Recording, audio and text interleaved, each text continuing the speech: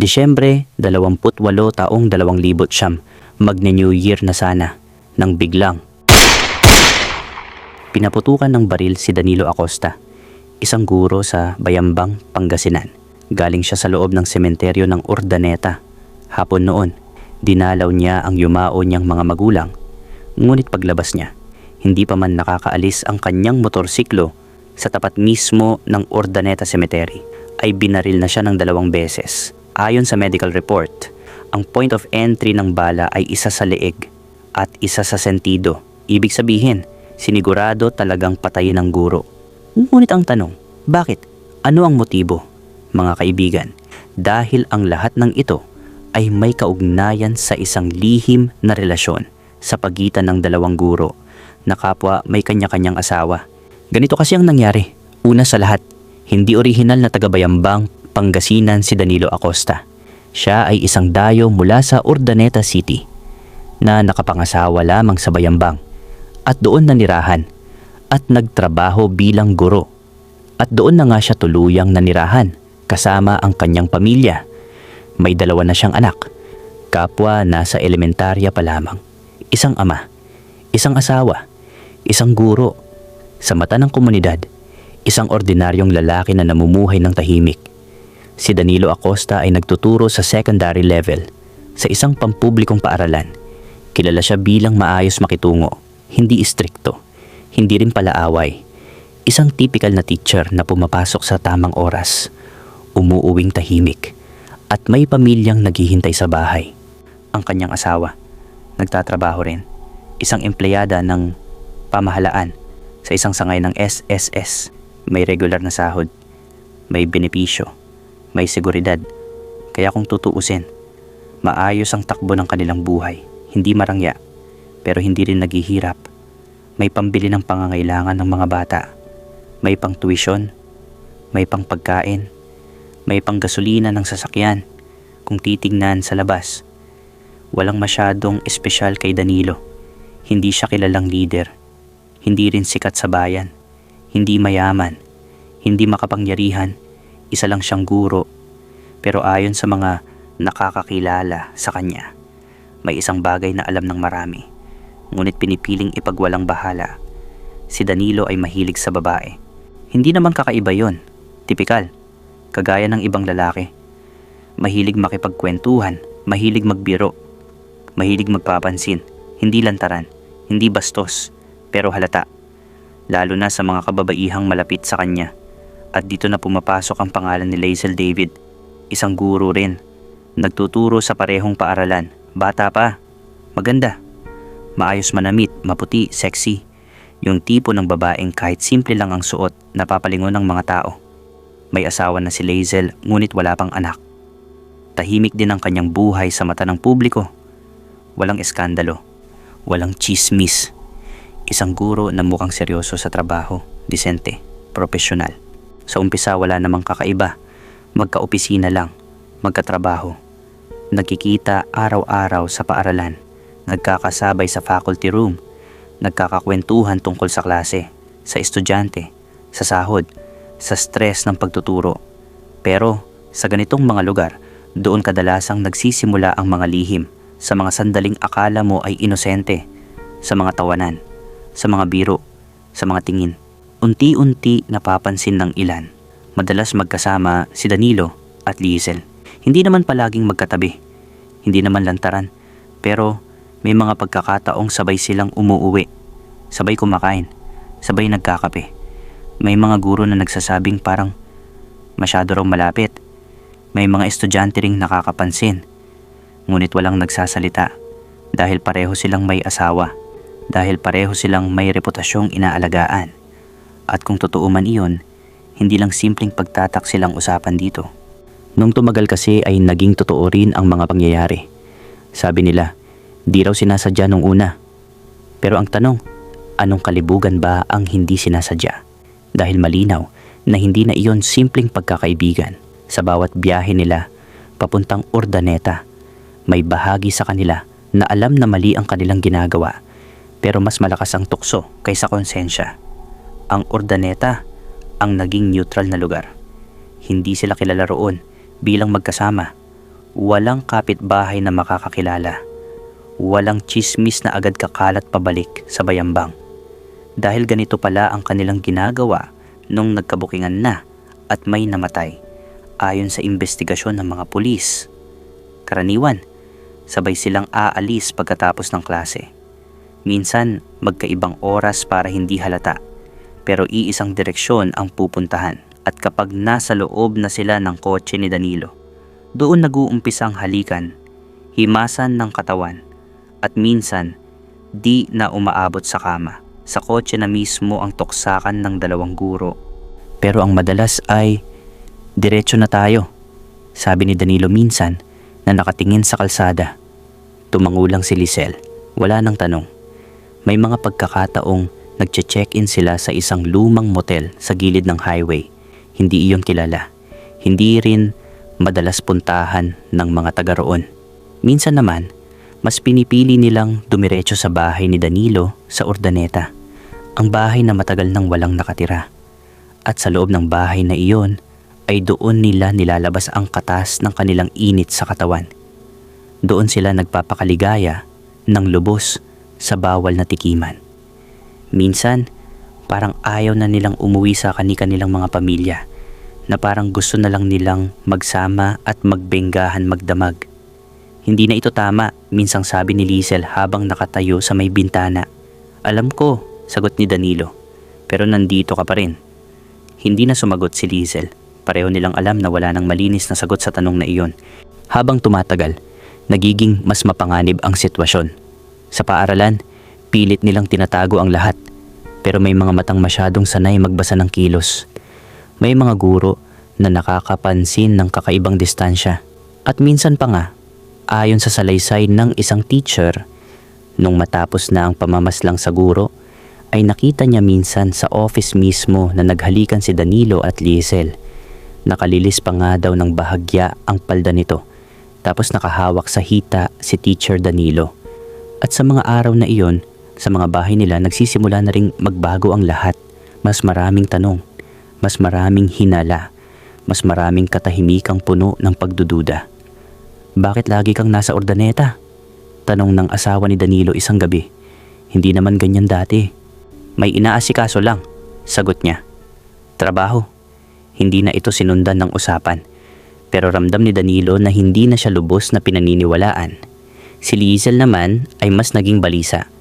Mas madalas umatras sa mga usapan nila ng kanyang asawa. Mas madalas magsabi ng hindi sigurado sa kanyang asawa. May nakakaramdam na. Sabi niya minsang nagkita sila sa Urdaneta. Hindi na ako mapakali. Konti na lang, sagot ni Danilo. Magiging maayos din ang lahat, pampalubag loob niya kay Lizelle. At dito na papasok sa eksena si June David, asawa ni Lizelle. Matagal nang may hinala si June. Hindi isang araw, hindi isang linggo, unti-unti. Paipon. Mga oras na hindi tugma, mga dahilan na paulit-ulit, mga pag-uwi ni Lizelle na pagod, pero hindi maipaliwanag kung saan galing ang pagod. Mga gabing tahimik dahil parang may problema sila. Noong una, pinili niyang manahimik, pinili niyang magtiwala. Asawa niya iyon, mahal niya, ayaw niyang masira ang pamilya sa isang hinala lang. Pero habang tumatagal, mas nagiging malinaw ang mga butas sa kwento. Hanggang isang araw, nagdesisyon siya. Maaga siyang umalis ng bahay, sinabing may aasikasuhin. Nang makita niyang umalis si Lizelle matapos ang klase, sumunod siya sa malayo. Hindi siya dumikit, hindi halata. Alam ni June kung paano magmasid. Alam niya kung paano maghintay dahil itong si June ay isang awol na sundalo na halos 5 taon lang ang tinagal sa serbisyo. Sabi nila, hindi raw ito nakatiis nung nadestino ito sa Mindanao. Kaya nung huling umuwi ay hindi na siya bumalik at naawol na lang ito. Nang lumabas ng Bayambang ang sasakyan ni Lizelle at dumiretso pa Urdaneta, doon na siya nakasiguro. Hindi iyon seminar, hindi meeting, may ibang dahilan. Sa Urdaneta niya nakita ang kotse ni Danilo. Nakita niya kung paano huminto ang dalawang sasakyan. Kung paano bumaba si Lizelle. Kung paano sila nag-usap na parang sanay na sanay. Walang kaba. Walang hiya. Doon pa lang, parang may kumurot na sa dibdib ni June. Pero pinigilan niya ang sarili. Dahil di pa sapat ang ebidensya niya, kaya sinundan pa rin niya sila. Nang pumasok ang kotse ni Danilo sa eskinita malapit sa bahay na matagal nang walang nakatira, doon na bumigat ang hininga ni June. Hindi na siya nagkamali. Hindi na ito haka-haka. Hindi siya agad bumaba. Ilang minuto siyang nanatili sa loob ng sasakyan. Nakahawak sa manibela. Nakapikit sandali. Pinipilit na pakalmahin ang sarili. Paulit-ulit niyang sinasabi sa isip na huwag magpadala sa galit. Pero nang makita niyang pumasok si Liesel sa loob ng bahay kasama si Danilo, tuluyan nang bumagsak ang natitirang pagpipigil. Bumaba siya ng sasakyan. Hindi siya sumugod ng ora-orada. Hindi siya sumigaw. Lumakad lang siya papalapit, mabagal pero handang kumumpronta. Dahil wala naman sa kanya ang takot sa gurong iyon dahil sa dati niyang trabaho, bala ang kaharap niya. Nang biglang lumabas si Danilo matapos ang ilang sandali, doon niya ito hinarang. "Sir Danilo Acosta," tawag niya ng matapang. "June," sabi ni Danilo. Halatang nagulat at namula, pilit na kumalma. "Mag-usap tayo," wika ni June ng matikas. "Gaano katagal?" tanong ni June, diretso. Hindi agad sumagot si Danilo. "Hindi ganito kadali ang wag mo nang paikot-ikutin," putol ni June. "Sinundan ko kayo, kita ko lahat." Tahimik si Danilo. Doon pa lang, sapat na ang sagot. "Alam mo kung ano ang pinakamasakit?" sabi niya. "Hindi yung pagtataksil, kundi yung harap-harapan mo akong ginawang tanga at tinataehan sa ulo." "June, may kasalanan ako," sagot ni Danilo. "Pero huwag mo siyang saktan. Huwag mo siyang idamay." "Gago, huwag mo akong binibilinan kung anong gagawin ko sa asawa ko," dagdag ni June. "Kung umasta ka, parang sa iyo siya." Biglang natawa si June. Maikli at mapait na parang nang iinsulto pa. Nang biglang lumabas si Liesel mula sa loob ng bahay, halatang nagulat nang makita ang asawa. Nanlambot ang tuhod niya. "June," tawag niya, nanginginig ang boses. "Pakinggan mo." "Tahimik," sagot ni June. Hindi tumitingin sa kanya. "Hindi ikaw ang kausap ko," sabi niya nang may autoridad. Huminga siya ng malalim saka muling tumingin kay Danilo. "Ito ang huling beses na sasabihin ko ito sa iyo. Lalayo ka sa asawa ko kung ayaw mong mawalan ng ama ang mga anak mo." Doon lang tumingin si June kay Liesel. Hindi galit ang mga mata niya, ngunit parang sigurado na sa gagawin nito kung hindi sila maghihiwalay ng kalaguyo niyang kapwa niya guro. Umalis si June na hindi na lumingon pa. Naiwan si Liesel at Danilo sa gitna ng eskinita. Pareho nang alam na tapos na ang pagtatago. Tapos na ang ilusyon na kontrolado pa nila ang sitwasyon. "Sinabi ko sa iyo," bulong ni Liesel, nangingilid ang luha. "Sinabi kong alam na niya." Hindi na sumagot si Danilo. Matapos ang tagpong iyon, tanghali noon ng Disyembre, 2009 nang umalis si Danilo mula Bayambang.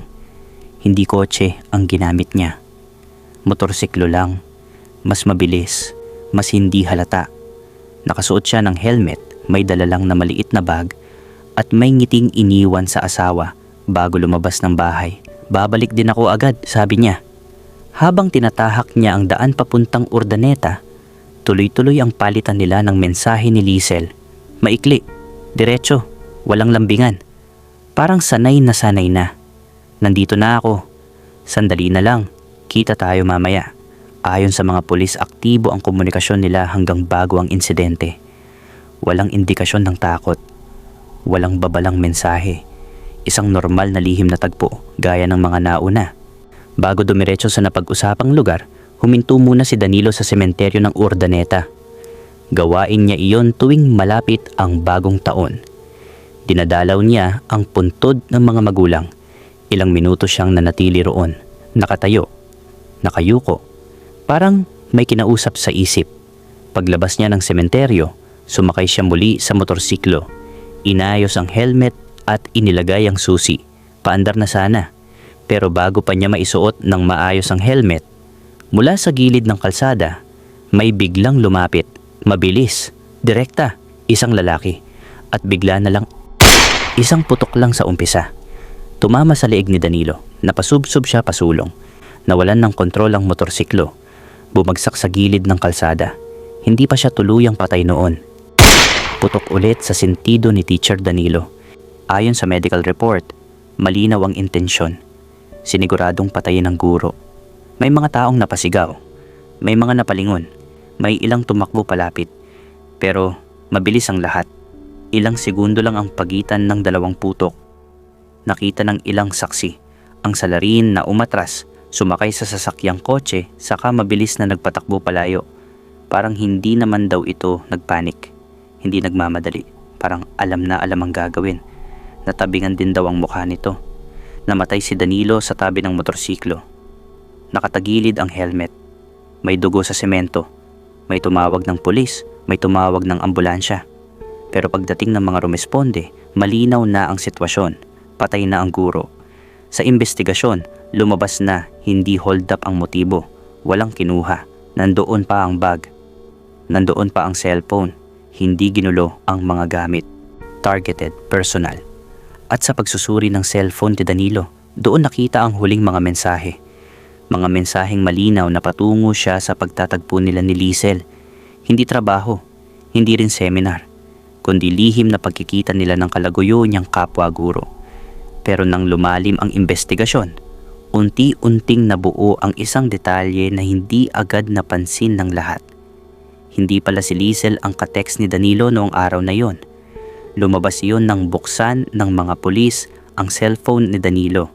Ilang oras pa ang lumipas nang masecure ang mga gamit, nang maayos ang lugar ng krimen, nang mailista ang mga huling tawag at mensahe. Oo, may isang pangalan sa inbox. Liesel. Sunod-sunod ang palitan ng mensahe, maikli, diretso. Walang emosyon, walang halatang kakaiba. Parang karaniwan lang nilang usapan kapag may lihim na tagpo. Nandito na ako. Sandali na lang. Sa dati, ayon sa oras ng mga mensahe, malinaw na patungo si Danilo sa Urdaneta. Tugma sa oras ng pag-alis niya mula Bayambang. Tugma sa oras ng pagdaan niya sa sementeryo. Tugma sa oras ng pamamaril. Pero may isang pulis ang napahinto. Bakit parang iba ang tono? Tanong niya. Sinuri nila ang cellphone ni Liesel na nooy nasa Bayambang pala ng maganap ang krimen o ang pagkamatay ng guro. Oo, numero at cellphone nga ni Liesel ang ginamit. Pero ang tanong, sino ang may hawak? At doon na rin sinabi ni Liesel na nawala ang cellphone niya bago ang pangyayari o pamamaril kay Danilo sa Urdaneta. Ibig sabihin, may gumagamit ng pangalan niya at cellphone niya. May nagpadala ng mensahe sa cellphone ni Danilo gamit ang numero ni Liesel. Tinawag si Liesel para sa investigasyon. Maputla siya nang dumating. Halatang hindi pa rin nakakatulog. Paulit-ulit niyang tinatanong kung paano nangyari.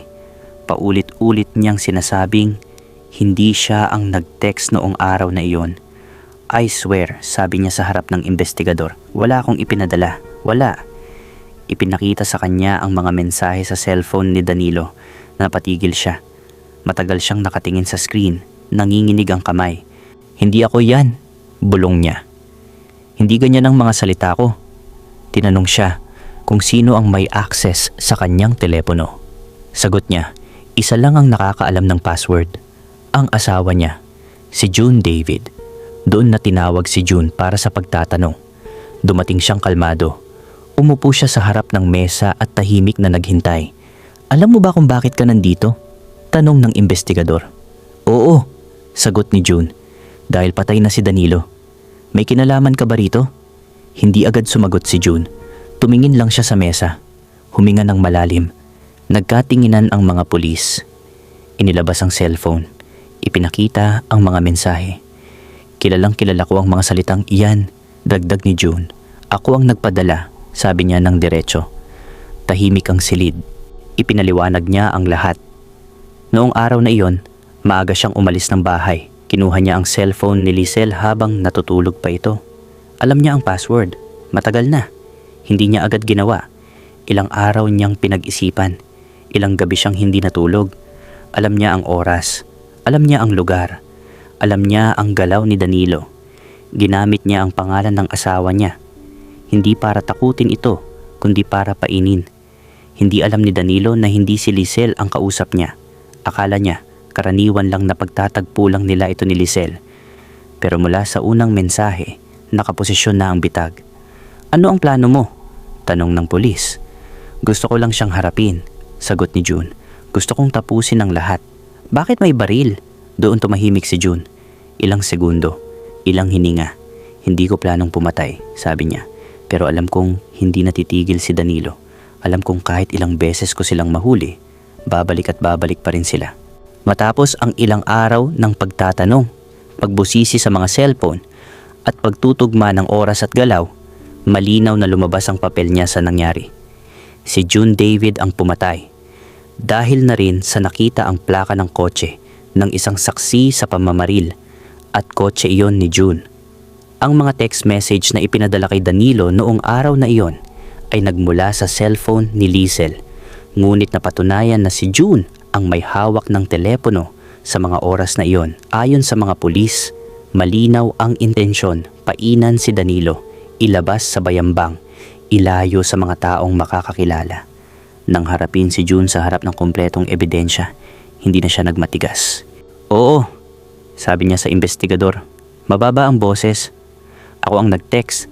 Ako ang nag-udyok na pumunta siya roon. Hindi na rin itinanggi ni June na siya ang bumaril. Ayon sa kanyang salaysay, sinundan niya si Danilo mula pa sa bayambang. Alam niya ang ruta. Alam niya ang hinto sa sementeryo. Nang lumabas si Danilo mula sa sementeryo at sumakay sa motorsiklo, doon na siya lumapit at binaril si Danilo. Ilang araw matapos ilibing si Danilo, inaresto si June David. Dumating ang mga pulis sa bahay nila ng maaga. Tahimik ang paligid. Tahimik din si June nang pusasan siya.